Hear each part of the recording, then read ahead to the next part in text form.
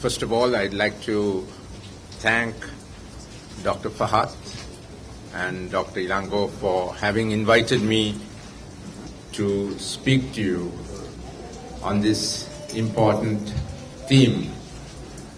What is particularly impressive is that you have decided to have this peace program at a time when there is not much emphasis given to peace.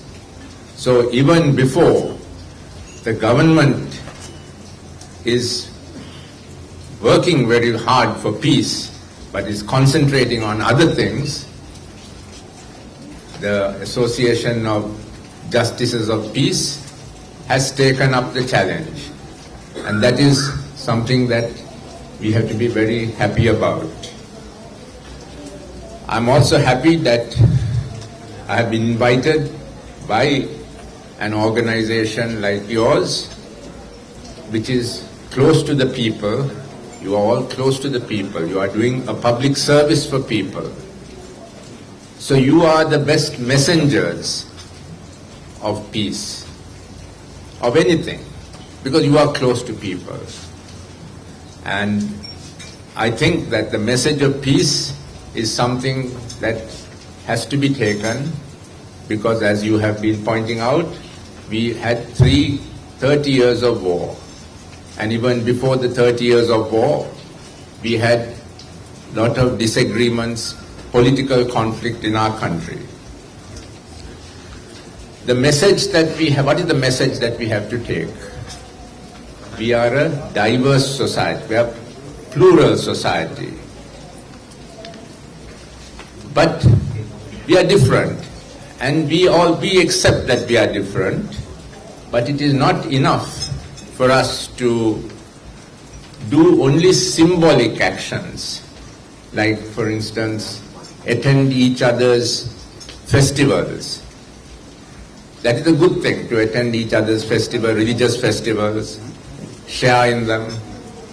But we need to do something more. We have to also understand each other. We have to understand our different faiths, our religions, that we are different, and that we are also having our own thoughts, aspirations. We have our fears. These have to be understood. And we have to work, we have to respect the fact that we are different and that we have our different aspirations and our fears. We need to recognize not only that we are different, but also create institutions, mechanisms to accommodate, to take into consideration that difference. When I and my colleagues, when we started the National Peace Council in 1995, there was a war going on. And during that time, there was a short period of ceasefire in 1995 with the new president, Chandrika Kumaratunga. She was a person who had suffered a lot because of violence in her own life. Her father had been assassinated, her husband had been assassinated. So she felt, she knew the sorrow of losing loved ones due to violence. And she said, in her election campaign at that time, in 1994, she said, I understand the sufferings of the women who have lost their husbands, children who have lost their parents. And she said, I will find a political solution. I will negotiate with the LTTE. I will find a negotiated settlement, peaceful settlement. It was that decision of the president of that time to find the negotiated settlement that made us also say we must support the government. We must support this effort to end the war through peaceful means and not through violent means. But we knew this is going to be very difficult. Because even before President Kumaratunga said, I will reach a political settlement, There had been other leaders in our country, other prime ministers, other great leaders who had tried, but they had failed. Starting with her own father, SWRD Bandaranaike, Prime Minister Bandaranaike, who in 1957 tried to find a solution with the then Tamil leader, SJB Chelvanayaka. They signed an agreement. They signed a peace agreement at that time in 1957. But Prime Minister Bandaranaike could not implement it. There was too much opposition to it. What was that agreement? There were two components in that agreement. I said that we must find, not only do we must recognize and say that we are different, but we must find ways to have institutions, mechanisms, political mechanisms to accommodate that difference. And what Prime Minister Bandaranaike and Chelvanayaka agreed to at that time was that the people in the north and east should have some self-rule. In 1957, before there was any talk of Elam, they agreed that there should be some self-rule in the north and east. And that the people of the north and east, that the Tamil language would have a special place, it would have an equal place to the Sinhala language, at least in the north and east, where the Tamil people are a majority, Tamil-speaking people are a majority. But they could not implement that agreement. In 1965, we had another very great leader of our country, Dudley Senanayake. He also saw that this problem had to be solved between the Sinhalese majority and the Tamil-speaking people. He also signed an agreement, a similar agreement with SJB Chelvanayaka. But he also could not implement it. There was too much opposition. Then in 1987, J.R. Jayawardena, President J.R. Jayawardena, with the backing of the Indian government, also tried to come up with a solution. But even that was the 13th Amendment, which even to this day is not being properly implemented. So what J.R. Jayawardena signed, the agreement that he signed with India, the 13th Amendment, the provincial councils are still not properly implemented. In fact, the provincial councils have not been implemented for 5 years. For 5 years, there are no elections in the north and east, in the entire country. So what is this problem that we are trying to solve? You know, in our country, the problem is this: we have majorities living in different parts of our country. If you look at the whole country, the Sinhalese are the majority, 75%.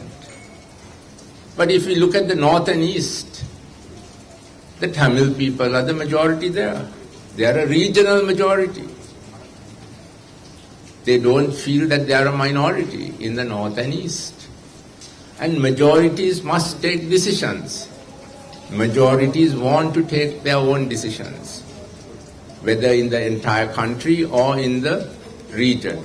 And in the east of the country, the Muslim people now are becoming a majority.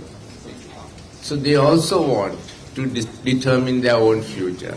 This is the challenge that we have to face in our country. And I think we must think of our country as a family. And I often give the example of a family. Let us say that there are 4 children in a family. And the parents are democratic. The family goes on a holiday once a year. The elder 3 children are girls. The youngest one is a boy.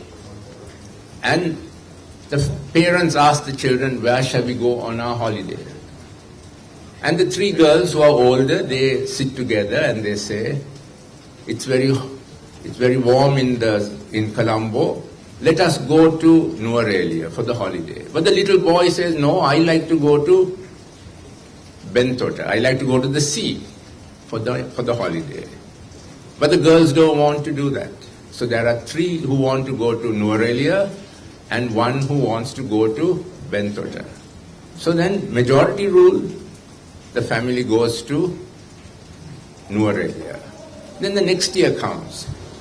And the little boy says, when the parents ask, where shall we go for the holiday? The little boy says, last year we couldn't go to Bentota.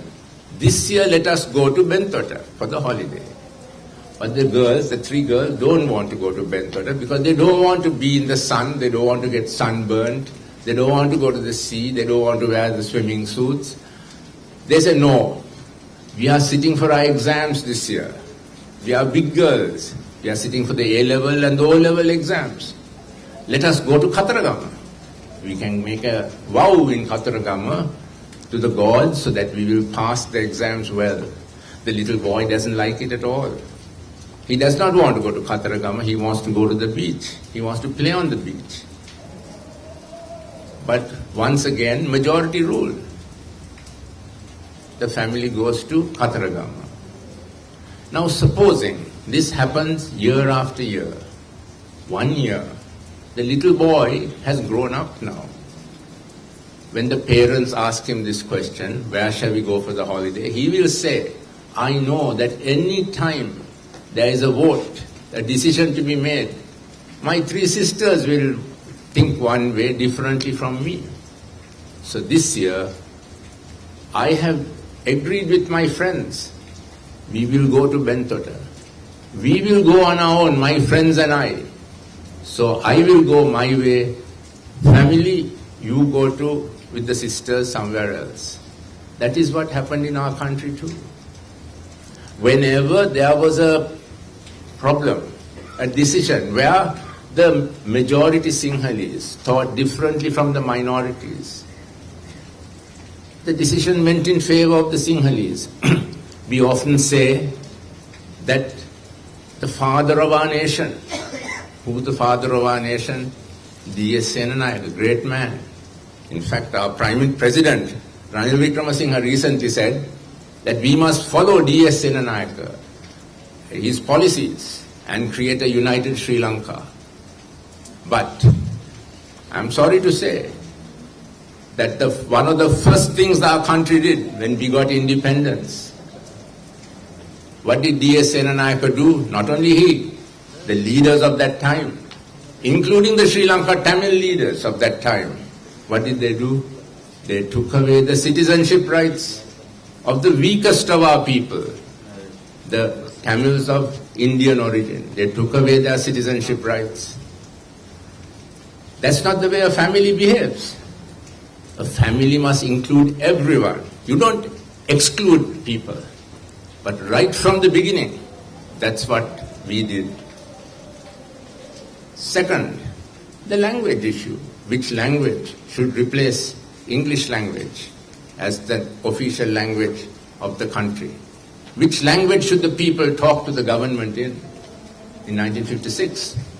Now, 75% of our people spoke the Sinhala language, like they do today, and 25% spoke Tamil. But of the 4 communities in our country, we have 4 big communities: the Sinhalese, the Sri Lanka Tamils, the Muslims, and the Indian origin Tamils. 3 spoke Tamil as their mother tongue. But what happened? Majority rule again. The decision was Sinhala only. And that lasted for a long time. It lasted till 1987. So these are the things that we did. You know, we often think of democracy as majority rule. That is true. Democracy is about majority rule. But that democratic principle works with political ideas. For instance, at one time, the SLPP, Pohottu, are very popular. Today, Pohottu are not popular. It changes. People change their thinking. Then it's fair, because one time Pohottu is very strong, now Pohottu are not so strong. But Pohottu are trying to get strong again. That's the way democracy is. But when it comes to ethnicity, identity, religion, that never changes. the 75% and the 25% won't change. The 75% will always stay together on when it comes to matters with the 25%. That is the problem we have to find a solution to. And we have still not found a solution to that. But other countries have found solutions. It's not only our country that has this problem of a majority and a minority.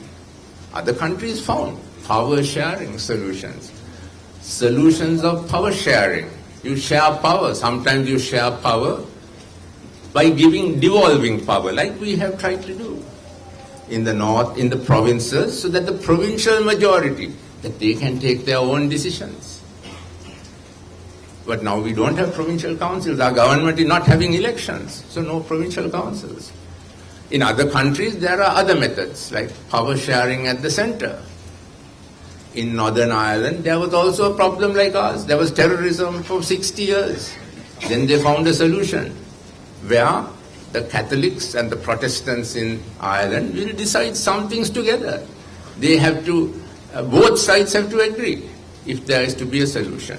So we have to find that solution here.